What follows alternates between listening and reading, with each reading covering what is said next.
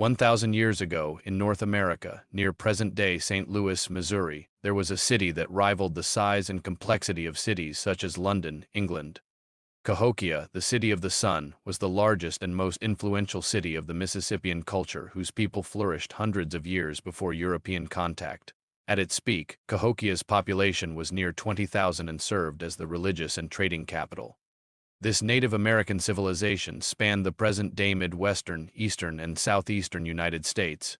It was known for building large earthen mounds and intensive cultivation of corn, beans, squash, and other crops. The farming created a surplus, and the surplus created the first urban settlements and cities that were connected by trade and a common belief system. Today, it is hard for us to grasp the scale of what a city may have looked like during this time, which is why I have come here to walk the site of Cahokia Mounds, a UNESCO World Heritage Site. So walk with me and let's discover this ancient Native American city that existed before us and then mysteriously disappeared 100 years before Europeans got here. This is Cahokia, the City of the Sun. I'm at the Cahokia Mounds Interpretive Center in southwestern Illinois. Unfortunately, the museum is closed today, so I don't get to go inside. That being said, there are plenty of other videos that show all the exhibits in the museum. Check the description for a link to the Cahokia Mounds Museum Society YouTube page. This video is a walking tour of the various trails starting from outside the Interpretive Center to the Twin Mounds, to Mound 72 to the Grand Plaza, and finally to the top of the largest earthen mound in North America, Monks Mound.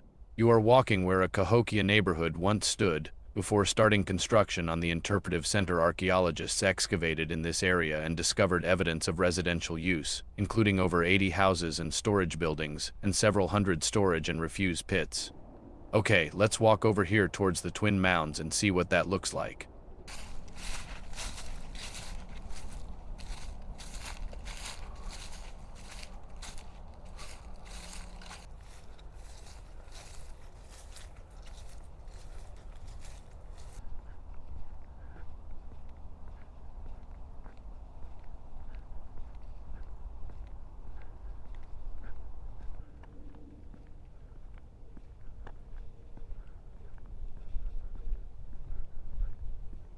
The central ceremonial precinct of Cahokia was enclosed by a defensive wall, the stockade or palisade.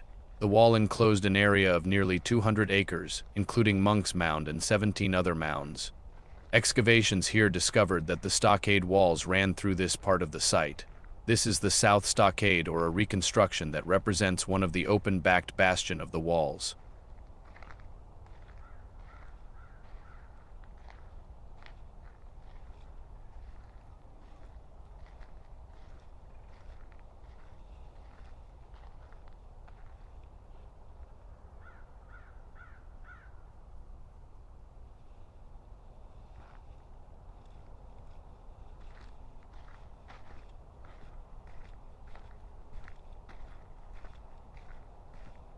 The Twin Mounds are known as Fox Mound and Roundtop Mound and were likely built on a shared platform.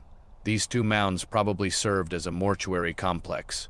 Roundtop Mound was used for burial purposes, while Fox Mound was the site of preparation. The Twin Mounds are located at the south end of the Grand Plaza and of opposite Monks Mound.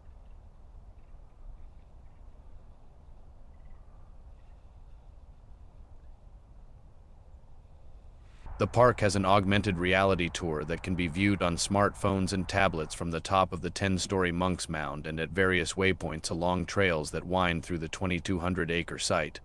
But it's not working today. Mound 72 is a small, ridge-topped mound that's oriented differently than most mounds at Cahokia. Excavations show this mound consisted of various burials. More than 250 skeletons were found here, including one person who must have been of great importance. He was buried on a platform of shell beads and surrounded by arrowheads, and other grave goods from as far away as present-day Oklahoma, Tennessee, Illinois, and Wisconsin. Apparently, many people buried here were sacrificed to accompany this important individual.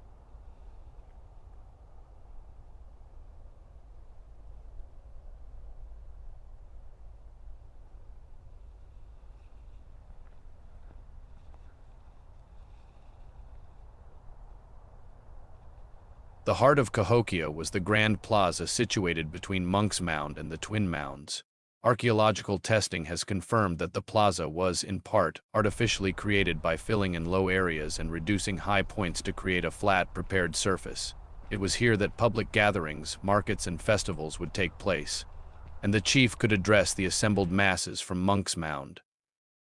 In the middle of the Grand Plaza is a chunky field where a game of rolling stones and throwing spears is played.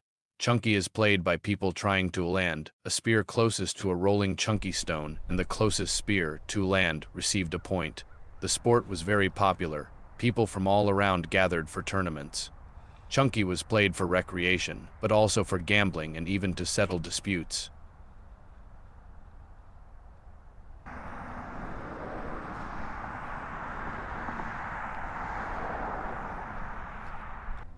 Monks Mound is the largest pre-European earthwork in the Americas and the largest pyramid north of Mesoamerica. Monks Mound was made of layers of soil and clay from different sources, transported by baskets and sleds. It took 14 million baskets full of 55 pounds of earth to create. Monks Mound covers an area of about 15 acres and rises to a height of about 100 feet. It has terraces and a flat summit where a large building once stood.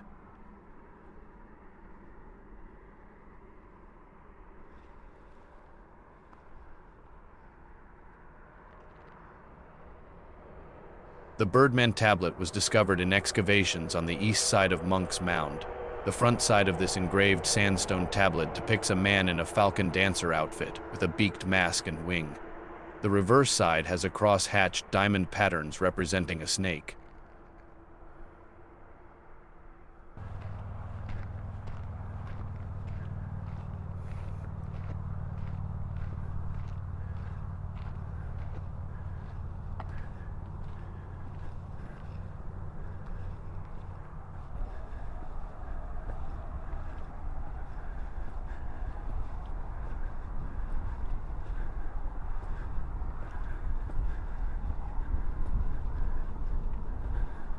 Excavations on top revealed that a large building, 100 feet long and 50 feet wide, once stood on the back end of Monks Mound. Large pits in the center held posts supporting the roof, which could have been 40 feet tall. A fenced courtyard surrounded the building and a large post stood in front of it. The building was probably the residence of the paramount chief of Cahokia, and may have also served as a temple or a council house. From here, the paramount chief would have governed Cahokia and the surrounding region and held important rituals and ceremonies. The building was destroyed by fire around the year 1200, possibly intentionally. Monks Mound is a remarkable example of the engineering, social, and religious achievements of the Mississippian culture.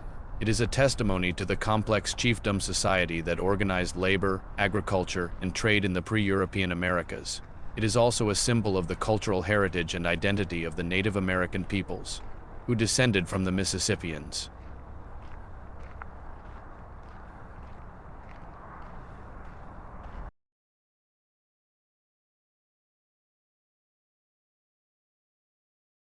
Right now I'm on top of Monks Mound. Look at this view. St. Louis in the background. Always wanted to come here.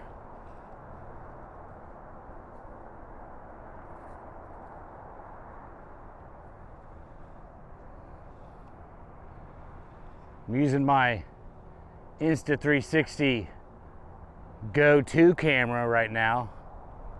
I wish I had the latest version. I'm also using my DJI Pocket 2. They got a version 3 out. I don't know. Sometimes I think I'm good with what I got. Makes things easier.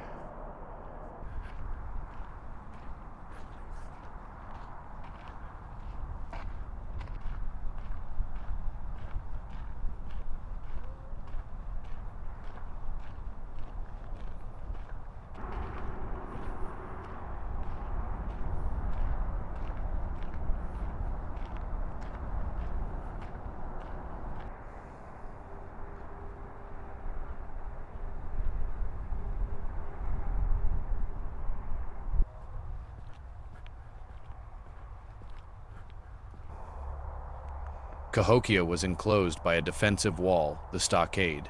It was built of upright logs placed in trenches and probably stood 15 feet high. It would take an estimated 20,000 logs to build this wall that was nearly 2 miles long. At regular intervals were guard towers with raised platforms for warriors to protect the front. The stockade would also serve a social function.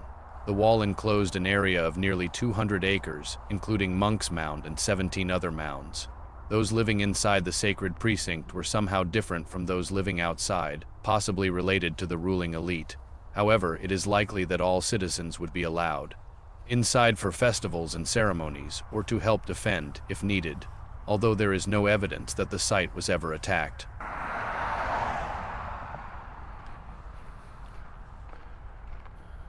Cahokia also had a sophisticated astronomical observatory called Woodhhenge. It consisted of 13 posts and was made out of red cedar trees.